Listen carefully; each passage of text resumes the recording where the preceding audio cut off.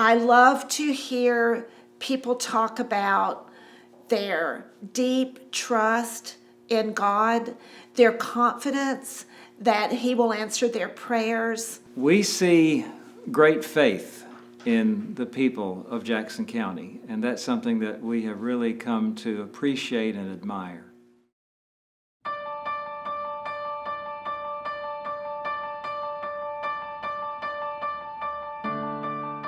One of the first memories that I have of going to church, Gainsborough Church of Christ was located in the area of what we call Cheesetown.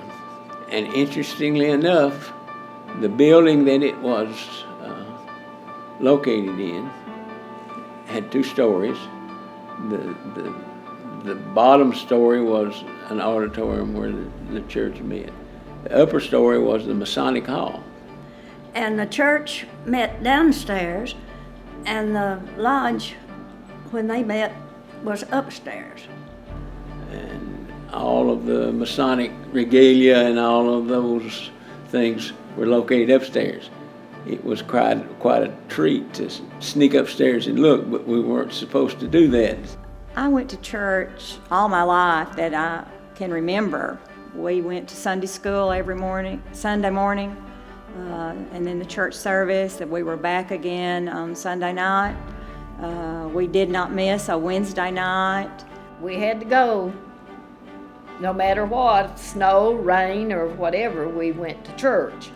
And in the wintertime, my dad would he had a big log that he used to go over the land with to smooth it up. And he would take that log and hook the mules to it, go up the creek and knock the snow off the road and around the church building so we could walk and get to church.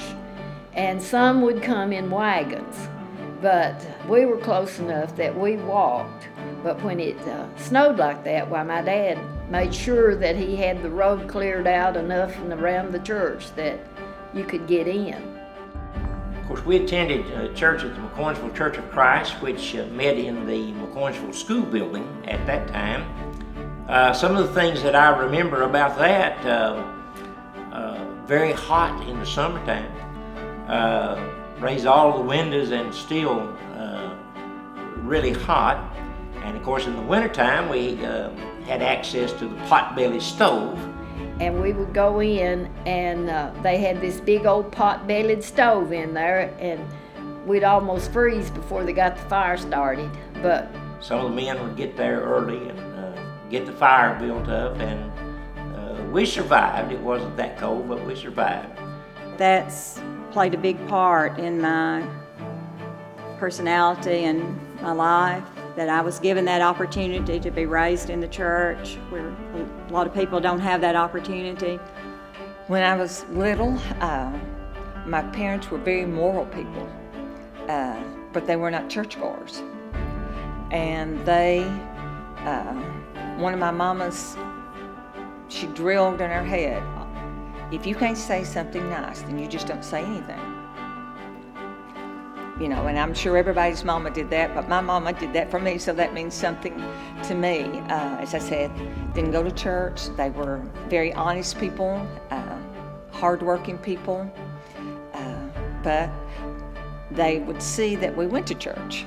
My Uncle Donald and Aunt Ruth always took us to church.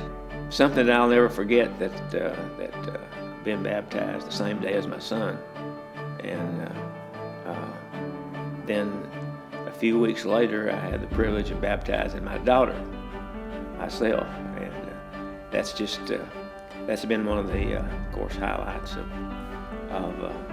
my church life. As I got older and went on to college, I was too big for church. Then the bell rings and the light comes back on, you know, I need God in my life. So Mr. J.T. West baptized me at the New Salem Church. My dad was a public school teacher. He taught vocational agriculture. He also was a preacher for the Church of Christ and preached by appointment, as a lot of the congregations in the county. And some of the earlier preachers that I remember hearing in those days was Brother Silas Williams. Brother Silas, he didn't have a time limit when he got finished. He was finished. If it was an hour or hour and a half, that was okay too.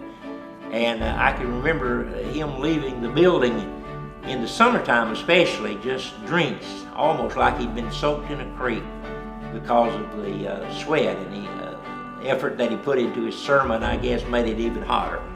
The main thing that I feel like that my parents did for us, they taught us the Lord, and all of us lived good lives, tried to.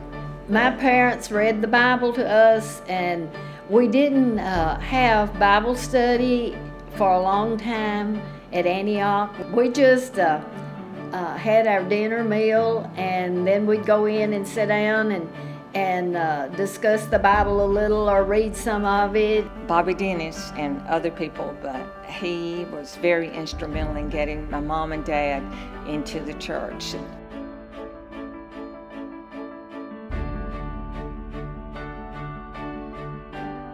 I would tell them that the first thing they needed to do was pray every morning before they started. And you need to have a strong faith in the Savior above.